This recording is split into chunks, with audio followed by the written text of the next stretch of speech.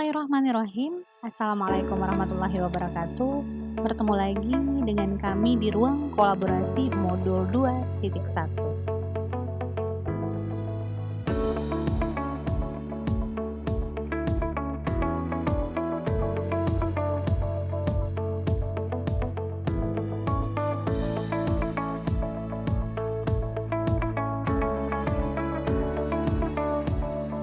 Pada ruang kolaborasi kali ini, kami sepakat untuk menganalisis implementasi pembelajaran berdiferensiasi pada jenjang SMK.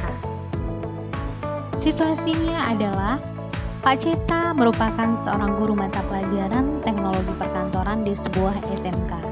Ia rencananya akan melakukan sebuah pembelajaran tentang transaksi online untuk murid kelas 10 jurusan otomatisasi dan tata kelola perkantoran. Saat merencanakan pembelajaran, tentunya Pak Ceta membuat tujuan dari pembelajaran yang akan dilakukan. Tujuan pembelajarannya adalah murid-murid dapat memahami ruang lingkup transaksi online dengan cermat dan kritis. Adapun ruang lingkup transaksi online ini akan terdiri dari materi mengenai pengertian-pengertian transaksi online, manfaat transaksi online, dan jenis-jenis transaksi online. Sehubungan dengan pandemi saat ini, pembelajaran pun terpaksa harus dilakukan secara daring. Pak Ceta memutuskan untuk membuat sesi melalui Google Meet dan juga dilanjutkan dengan sesi WA grup kelas. Ia membuat skenario pembelajaran sebagai berikut. Yang pertama, Pak Ceta akan melakukan sesi daring melalui Google Meet dengan murid-muridnya di satu kelas. Setelah melakukan pembukaan dengan berdoa dan bertanya tentang perasaan murid, Pak Ceta lalu menjelaskan tujuan pembelajaran apa yang ingin dicapai pada sesi pembelajaran tersebut. Pada proses pembelajaran kali ini, Pak Ceta menggunakan discovery learning, di mana nantinya murid-murid akan menggali informasi sebanyak-banyaknya secara mandiri. Lalu dilanjutkan dengan sesi penguatan dan menarik benang merah dari informasi yang diperoleh secara bersama-sama. Pak Ceta lalu menjelaskan tahap pembelajaran yang akan dilakukan oleh murid-muridnya melalui slide presentasi yang informatif.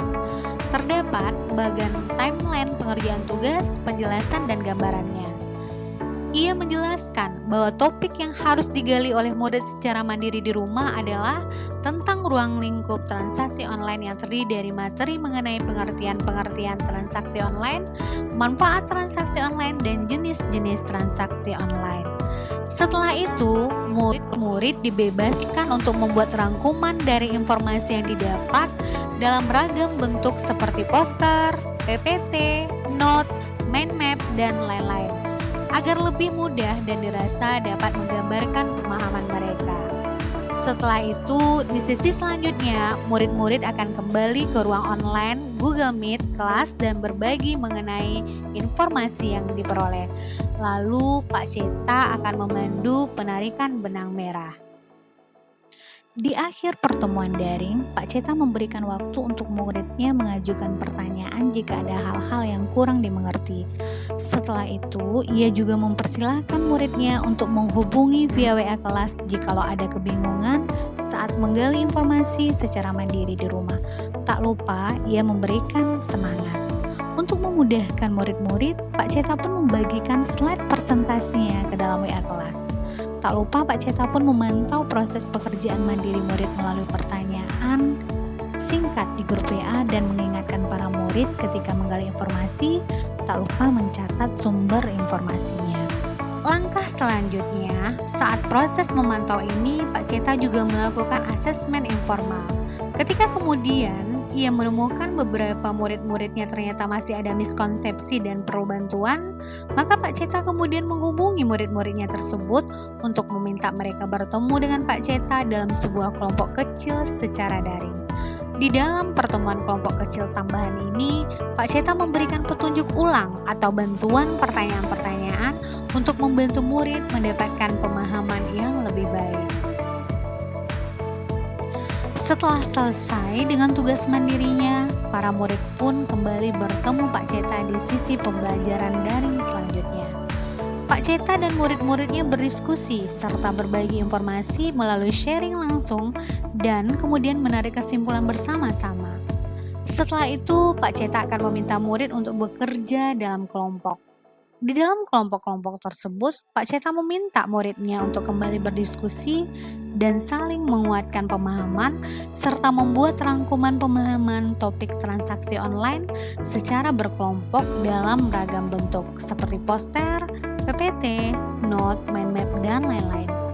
Kemudian ia juga memberikan rubrik penilaian agar para murid lebih mengoptimalkan penggambaran pemahamannya mengenai topik transaksi online.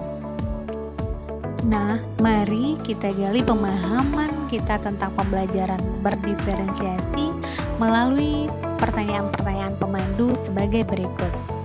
Yang pertama, apakah kebutuhan belajar murid yang berusaha dipenuhi oleh Pak Ceta? Kategori kebutuhan belajar murid paling tidak berdasarkan 3 aspek. Yang pertama, kesiapan belajar murid. Yang kedua, minat murid.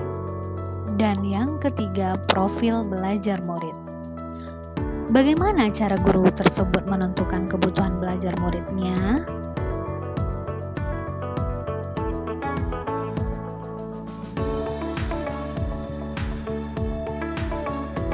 Pertanyaan pemandu berikutnya, strategi pembelajaran berdiferensiasi apa yang digunakan?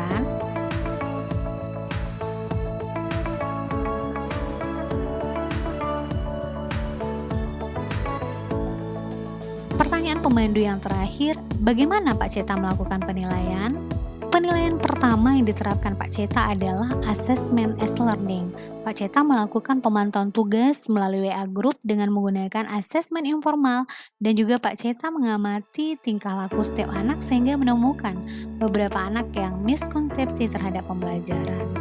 Sedangkan penilaian berikutnya adalah assessment of learning, di mana Pak Ceta memberikan rubrik penilaian agar murid lebih mengoptimalkan penggambaran pemahamannya mengenai topik pembelajaran.